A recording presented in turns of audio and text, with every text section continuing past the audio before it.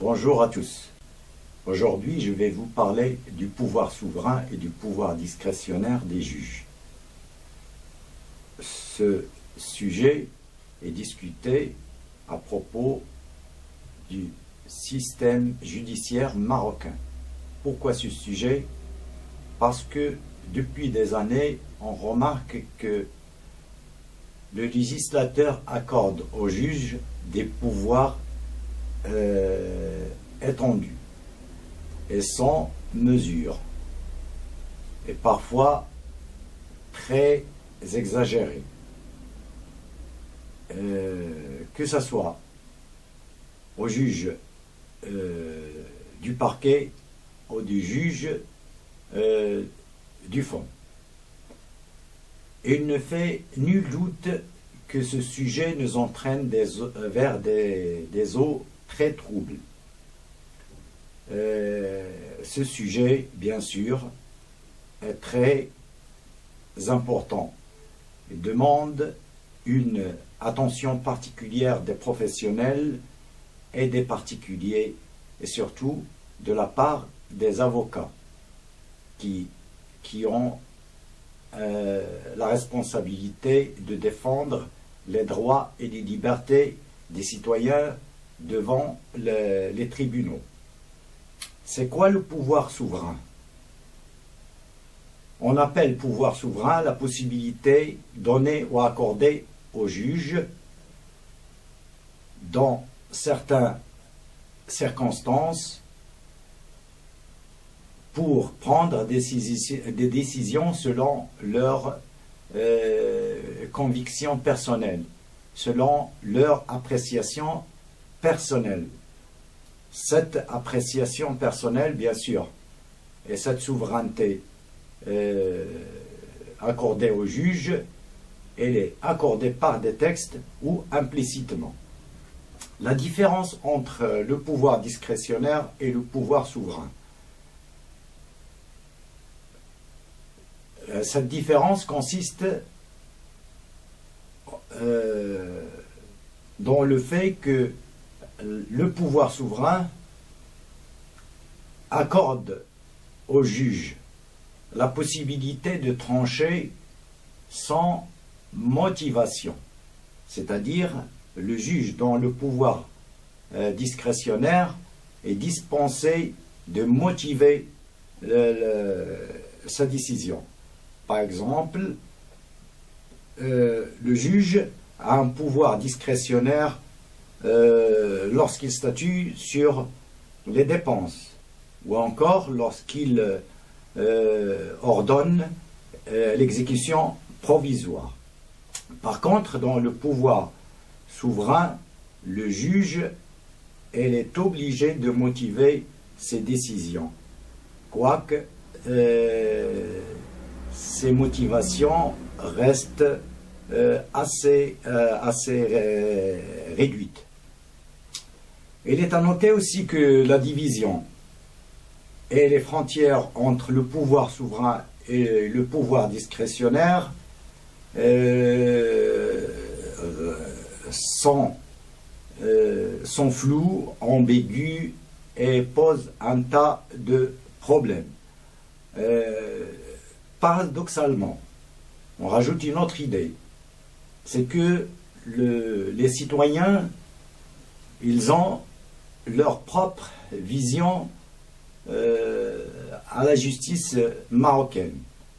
D'abord, les citoyens, ils ne peuvent pas aller au-delà des tribunaux d'instance et des cours d'appel. Pourquoi? Parce que pour X raisons, que ce soit pour des raisons financières ou autres. En plus, les citoyens croient ferme que messieurs les juges sont infaillibles et ne se trompent pas. Par conséquent, la Cour de cassation ne contrôle que rarement certains problèmes juridiques qui mettent en question les limites du pouvoir souverain. Dans ce contexte, je ne vais pas discuter tous les problèmes que pose le pouvoir souverain et le pouvoir discrétionnaire des juges. Je vais juste brosser ce sujet afin de sensibiliser les professionnels et les citoyens sur ce phénomène de la souveraineté des juges et ce pouvoir discrétionnaire des juges. Faisons donc un inventaire global des matières qui relèvent du pouvoir souverain et du pouvoir discrétionnaire. D'abord, le pouvoir souverain et le pouvoir discrétionnaire ne concernent pas seulement les juges du parquet ou les magistrats du parquet. Ils concernent aussi les juges du siège ou les magistrats du siège. D'abord, parlons des magistrats du parquet, c'est-à-dire les procureurs et les juges d'instruction. Le parquet est composé de plusieurs personnes intervenant dans la procédure. L'action publique est engagée par le parquet et par la partie civile et par certaines administrations. Ce qui nous concerne, c'est les juges du parquet. Les juges du parquet, c'est-à-dire le ministère public, et engage les poursuites et il mène les enquêtes et requiert les peines au procès. Dans ces investigations et dans ces enquêtes, elle a un pouvoir discrétionnaire, ce qui veut dire qu'il a un pouvoir personnel lorsqu'il poursuit ou il ne poursuit pas une personne. Lorsqu'il poursuit ou classe l'affaire. Qui a permis au juge du parquet de réagir ou de s'approprier ce pouvoir discrétionnaire? C'est le législateur. Le législateur qui a opté pour le principe de l'opportunité des poursuites. L'opportunité de poursuite, c'est un principe du droit pénal qui permet au juge de poursuivre ou ne pas poursuivre, ou de classer l'affaire. Ce principe d'opportunité de poursuite s'oppose bien sûr, comme vous le savez, au principe de l'égalité des poursuites.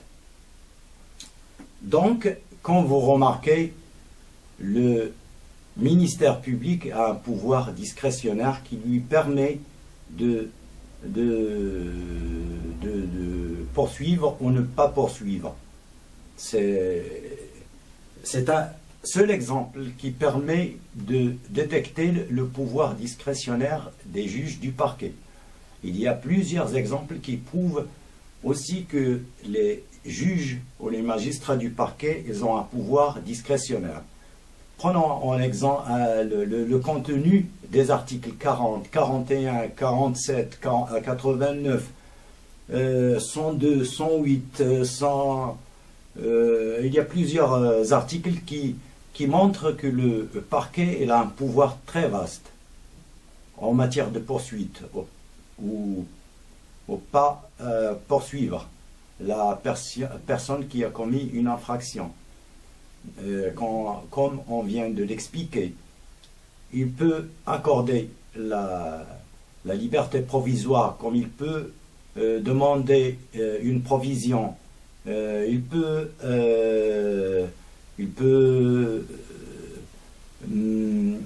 conditionner la liberté provisoire par le dépôt d'une garantie, et il peut aussi engager la médiation et ainsi de suite. Et là, un pouvoir discrétionnaire un petit peu très étendu. Quant aux juges d'instruction, ils ont les mêmes pouvoirs discrétionnaires et malgré des procédures qui limitent, malgré l'existence de certains principes et certaines règles de droit qui limitent ces investigations ou ces instructions. Le juge d'instruction aussi est investi d'un pouvoir discrétionnaire.